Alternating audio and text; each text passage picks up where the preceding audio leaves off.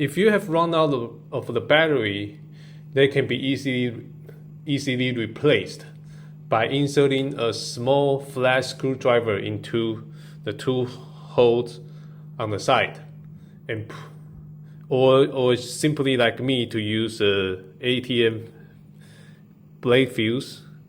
Just insert the metal pin here and push it a little bit forward.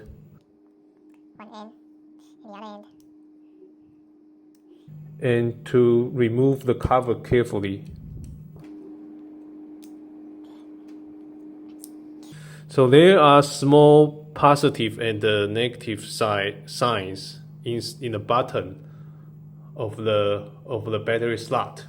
Replace the new battery according to the positive and negative sign in the bottom of the housing.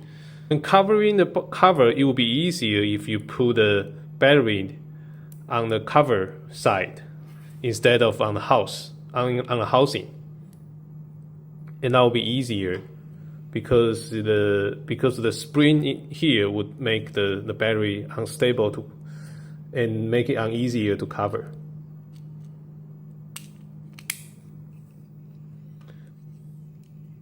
There you go. So that's it for today's introduction for this small, handy, useful tool, and thank you for watching. See you next time.